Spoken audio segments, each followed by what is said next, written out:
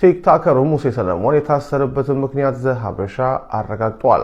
ዝርዝሩን በአጭሩ ነግራችሁ ተጠንቀቁ። ድርጅቱ በሚሊዮኖች ዘርፎ ከሀገር ወጥቷል። ካናዳ መታሰሩ ብዙ እኔ አመሰግናለሁ። ያልተያዙ እነ መንሱር ጀማል፣ እነ ሰለሞን ቦጋለ፣ እነ ሰራዊት ፍቅሬ፣ እነ መቅደስ ደበሳይ በፍርድ ቤት ጠንካራ ተቃውሞና ከባድ ማስጠንቀቂያ ደረሳት። ጉዳዩ ምንድነው?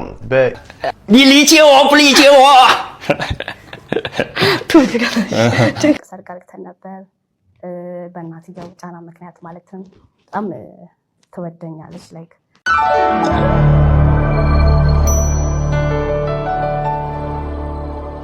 ሙሴ ሰለሞን ለምን ታሰረ የሚለው የተለያዩ መላምቶች እየተሰጡ ነበረ። መንገድ ላይ ትራፊክ ነው ምናምን ስለተቸ ነው። በሌላ በኩል ደግሞ ቮቱን ለማፈናው ቲክቶክ ክሬቲቭ አዋርድ እስከሚያልቅ ድረስ የሚሉ ሞገራል። በሌላ ጉዳይ ደግሞ ታማኒ ካልኳቸው ምንጮች ደግሞ ያገኘሁትን ደግሞ ይዤላችሁ ቅርብ ያለው ምንድነው የሚለውን ነገር አብረን እናያለን ማለት ነው። ቤተሰቦች በሌላ ጉዳይ መቅደስ ደበሳይ የምስክርነቷን ቃል በሰጠች ጊዜ ምን አይነት ማስጠንቀቂያ ነገር ደረሳት የሚለው እያወዛገበ ነው። እሱንም ይዘን ቀርበናል። ሌሎች ጉዳዮችም አሉ። ቤተሰቦች አብረን እናያለን። እንደተለመደው ሀሳብ አስተያየቶቻችን ኮሜንት ላይ እንሰጣጣለን ማለት ነው። ያሉት ነገሮች አይተን እመለሳለሁ። ቤተሰቦችን ሰብስክራይብ ያላረጋ ሰብስክራይብ፣ ላይክ፣ ሼር እያረግ ወደ ጉዳያችን ንግባ። ይመቻችሁ ቤተሰቦች። ቲክቶከሩ ሙሴ ሰለሞን የታሰረበትን ምክንያት ዘሀበሻ አረጋግጧል። ዝርዝሩን በአጭሩ እነግራችኋለሁ። በተለያዩ ማህበራዊና ወቅታዊ ጉዳዮች ላይ በሚሰራቸው የቲክቶክ ቪዲዮዎች በስፋት የሚታወቀው ሙሴ ሰለሞን በህገወጥ የሰዎች ዝውውር ወንጀል ተጠርጥሮ በፖሊስ ቁጥጥር ስር መዋሉን የቤተሰብ ምንጮች ለዘሀበሻ ገልጸዋል። ተጠርጣሪው ከትላንት በስቲያ ማክሰኞ በቁጥጥር ስር ከዋለ በኋላ ትላንት ረቡዕ በፌዴራል የመጀመሪያ ደረጃ ፍርድ ቤት አራዳ ምድብ ችሎት ቀርቧል። ፖሊስ ለፍርድ ቤቱ እንዳስረዳው ተጠርጣሪውን በቁጥጥር ስር የዋለው በህገወጥ የሰዎች ዝውውር ወንጀል ጠርጥሮ ሲሆን ጉዳዩን ለማጣራትና ተጨማሪ መረጃዎችን ለማሰባሰብ የ14 ቀናት የምርመራ ጊዜያት እንዲፈቀድለት ጠይቋል። ፍርድ ቤቱም የፖሊስን ጥያቄ ተቀብለው የጠየቀውን የምርመራ ጊዜ ፈቅዷል። የሙሴ ሰለሞን ስም ከጉዳዩ ጋር የተያያዘው ከዚህ ቀደም በቲክቶክ ገጹ ላይ ሰዎችን ወደ ውጭ ሀገር እንልካለን ለሚሉ ድርጅቶች ማስታወቂያ በመስራቱ እንደሆነ ተገልጿል። በእሱ ማስታወቂያ ታማኝነትን ያገኙ በርካታ ሰዎች ለእነዚህ ተቋማት በመቶ ሺዎች የሚቆጠር ብር ከፍሎ የነበረ ቢሆንም ድርጅቶቹ ገንዘቡን ከተቀበሉ በኋላ መስተዋራቸውና ዜጎች ለከፍተኛ ኪሳራ መዳረጋቸው ሲነገር ቆይቷል።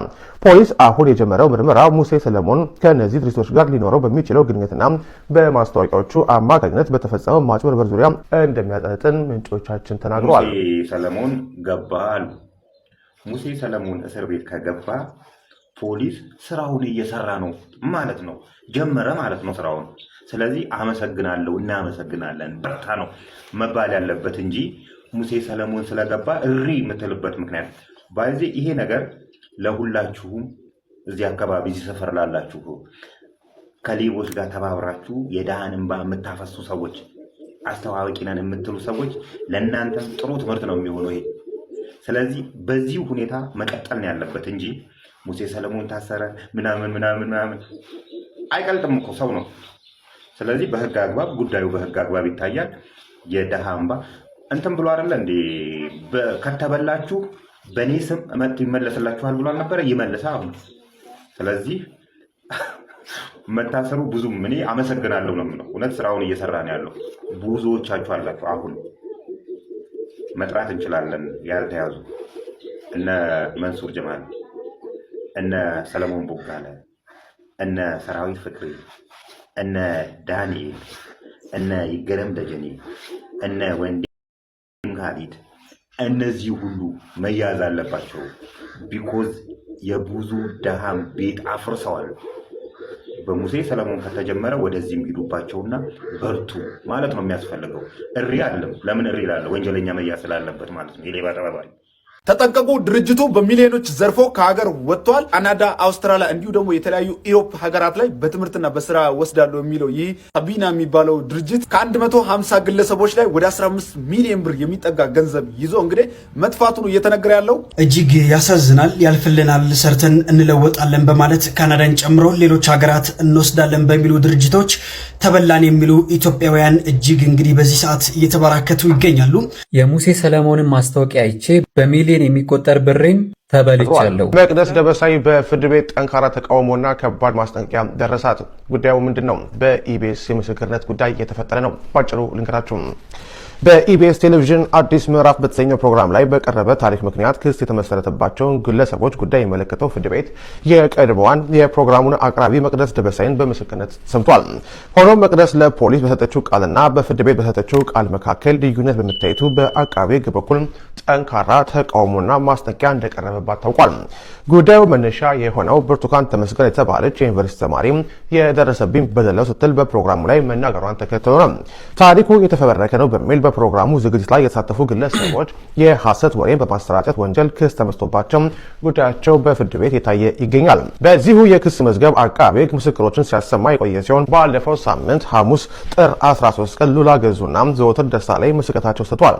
አርብ ዕለት የመቅደስ ደበሳይ ተራ የነበረ ቢሆንም በአንድ ዳኛ ድንገተኛ ህልፈት ምክንያት ችሎቱ ሳይሰየም ቀርቷል። ትላንት ማክሰኞ በነበረው ችሎት መቅደስ ምስክርነቷን ስትሰጥ በፖሊስ ምርመራ ወቅት ከሰጠችው ቃል ጋር የሚቃረን ሀሳብ ማቅረቧን አቃቤ ሕግ ተቃውሟል። የአቃቤ ሕግ የዛሀበሻ ምንጮች እንደገለጹት አቃቤ ሕግ ምስክሯን በፖሊስ የሰጠችውን ቃል እንድትደግም፣ ይህን ካላደረገች ግን ሐሰት ምስክርነት ወንጀል ልጠየቅና ለእስር ልትዳረግ እንደሚችል ለችሎቱ አስረድቷል። ይህን ተከትሎ ዛሬ ረቡዕ ዳግም ለችሎቱ የቀረበችው መቅደስ ደበሳይ ቀደም ሲል ለፌዴራል ፖሊስ ሰጥታው ከነበረው የምርመራ ቃል ጋር የሚጣጣም ምስክርነት መስጠቷን ተገልጿል። ፍርድ ቤቱ በቀጣይ ሌሎች የአቃቤ ሕግ ምስክሮችን መስማቱን ይቀጥላል። እንግዲህ የመቅድን ጉዳይ እንዳያችሁት የምስክርነት ቃሏ ሁለት ተቃራኒ የሆኑ ነገሮች የዛሬ 6 ወር በተፈጠረው የብርቱካን ጉዳይ በመስጠቷ ምክንያት በኋላ ላይ መጀመሪያ ያልሽውን እንትን ካላልሽ ምናምን የሚል ማስጠንቀቂያ ሲቀርብባት ነው እንደገና ሀሳቡ ወደ አንድ የመጣው ማለት ቤተሰቦች እና ይሄ ጉዳይ በጣም እያነጋገረ ነው። እናንተ ሀሳባችሁን ስጡበት። ወደ ቀጣዩ ጉዳይ እንግባ። ይቀጥላል። ራሱን ማጋጨት ለምን አትረጂም አንቺ እንኳን አይነት ንግግር በጣም አጥብቆ ሲናገር የነበረውና 你理解我不理解我？就是你半露天都没有哄哄我，你哄哄我，说啊，你理解我不理解我？吐这个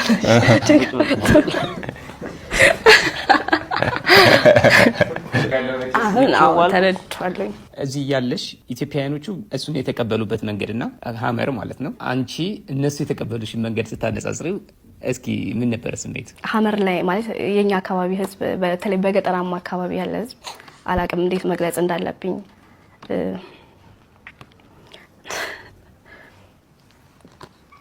ማለት ፍቅር ናቸው በጣም በተለይ በገጠራማ አካባቢ የሚኖሩ ሰዎች በጣም ፍቅር ናቸውና እዛ ከሄድኩ በኋላ ሞር ቻይና ላይ በሄድኩ ሰዓት 1 ወር እስከ 6 ወር ያላት ታይም ላይ እሱን በማወቄ በጣም ብዙ ፈተናዎች ነበሩ። ከህዝቡም እንዴት ነው ከትችቱም በጣም ከባድ ነበረ። ይሄም ማለት ሁሉም ሰው ተቃውሞ ነበረው ማለት አይደል ሞር በሚለው ነው እንጂ በብዛት ያለውን በማየት ነው እንጂ ሁሉም ሰው የሚለውን አይደለምና በጣም ልዩነት አለው የኛ ሀገር። ለኔ እሱ እዚህ ሀገር ሲመጣ ትልቁ ችግር የምግብ ችግርና የአየር ሁኔታ ሲቀያየርበት ብቻ ነው የሚለው ላይክ ማለት አላቅም በዛን ታይም የሚያወራው ነገር ምን ይሁን አላቅም። ሜቢ ፍቅር እንዲይዝ ያደረገው ምንድነው? ካንቺ ፍቅር እንዲይዘኝ ያደረገኝ አንደኛ ልብሽ በጣም ንጹህ ነው። ብዙ ነገሮች ላይ አስተውይሻለሁ። ከመጀመሪያ ጉዟችን ከሀመር ጀምሮ እስካሁን ድረስ ለኔ ያለሽ ድጋፍ ይደንቀኛል። ሁሌም አይዞህ ትይኛለሽ። በብዙ የምትረጂኝ ነገሮች ካንቺ ፍቅር አስይዞኛል። ወላይ አይሰጋብያ እኔ የምወደው የኢትዮጵያ ምግብ ምንድነው? በኢትዮጵያ ውስጥ የሚወደው ምግብ ዶሮ ወጥ በጣም ይወዳል። ኖ ኖ ኖ ሻክላ ጠብስ ሻክላ ጠብስ ኢትዮጵያ ሻክላ ጠብስ ቆንጆ ስንተዋወቅ መጀመሪያ ያስተዋልከው ምን ነው? 看上你的什么 ስማርት መሆንሽን አስተውያለሁ። ፍጥነትሽን አይቻለሁ። መጀመሪያ ያስተዋልኩት እነዚህን ነው። ሰርጋልተን ነበር በእናትየው ጫና ምክንያት ማለትም በጣም ትወደኛለች ላይክ ትልቅም ከመሆኗ 67 ዓመታቸው ነውና የመጨረሻ ልጅ ነው ማየት አለብኝ አይነት ብዙ ጊዜ ጫና ቤት ሲሄድ እና ያው አሁን ላይ ኦሬዲ በጣም ከእናቴ በስተቀር ከእናትና አባቴ በስተቀር ይሄ ነገር አያውቁም። ስለዚህ ሁለተኛ ሰርግ ነው የሚደረግልሽ እዚህ። ምክንያቱም ይሄ ነገር በሚስጥር ይዘነው ነበረ። ምክንያቱም በእኛ ቤተሰብ እንዴት ነው እዚህ ሽማግሌ ሳይላክ ሰርግ ሳይደረግ ጋብቻ በጣም ነውር ነው። በተለይ በእኔ እናቴ በጉራጌ ማህበረሰብ ያደገች ናትና ለኔ በጣም ትልቅ ነውር ነውና ይሄን እናቴ በድብቅ ይዛልኝ በቻይና ሀገር ያው እሱ በቤተሰቦቹ ጫና ትልልቅ ሰው ናቸው ማክበር ስላለብኝ እነሱንም ያው እሱን ከ9 ወር በፊት ቻይና ትልቅ ሰርግ አርግተን ነበር። እንዴት ነበር? ከኢትዮጵያ ለየት ያለ ነው ስርዓታቸው፣ ባህሉ እንዴት አየሽው? በጣም ደስ ይል ነበር በእውነት። የነሱ የባህል የቀይ ልብስ አላቸው፣ ሙሉ ቀይ የሚለብሱት ባህል አላቸው። ከዛ በኋላ ደግሞ ወደ ነጭ ቬሎ የሚገቡትና እንደኛ ጥበብ እንደምንለው የሀገር ልብስ እንደምንለው እነሱ ያኛው አላቸውና ባህላቸው በጣም ደስ ይላል። እንደኛም ይቀራረባል። ባህላቸው ተቀራራቢ ነው። በጣም ደስ ይላል። ስለዚህ እንዴት ነው ሙሽርነት? 就是挺好，就是 በጣም ደስ ይላል ያለው ነገር። የትኛውም ሀገር ሰው የትኛውንም ባህል መልመድ አለበት ብዬ አስባለሁ። ምንም ነገር በተራራቁ ሀገራት መካከል አንድ በሚሆኑበት ሰዓት ሁሉም ነገር ቀስ በቀስ ይመጣል። መጀመሪያ ላይ እንጀራ መብላት አልወድም። ቀስ በቀስ አሁን ላይ አንድ እንጀራ መብላት ለኔ ትልቅ ነው። በጣም ደስ ይላል። ቻይና ውስጥ የተለያዩ ሚዲያዎች ቃለ መጠይቅ አድርገውላችኋል አይደለም? ካፕሎች ምክንያቱም እሱ እንዳልኩሽ ከመጀመሪያ ጀምሮ እስካሁን ድረስ ያለውን ነገር በቪዲዮ ሼር ያደርጋል፣ በላይቭ ሼር ያደርጋል እና ይህንን ነገር የኛን ላይቭም ሆነ ቪዲዮችንን እየወሰዱ ለብዙ ሚዲያዎች ሼር ያደርጉላቸው ነበረ። የተገናኘንበት ምክንያት ለብዙ ቻይና ሰዎች እስካሁን መንገድ ላይ ተገናኝተን ይህን ያህል እንትን መሆናችን ያነጋገራቸው ስለነበር እዛ ላይ ያው በጣም ብዙ ታዋቂ ሰዎች የሚገኙበት ነው እና እዛ ላይ መቅረባችን ለኛ ቀላል አልነበረም። ያው እዛ ሞር ከ9 ወር በፊት እንዳልኩሽ እዛ ላይ ሰርግ ካደረግን በኋላ ሞር እይታችን ጨመረ። ያው እነሱም ጋብዘውኝ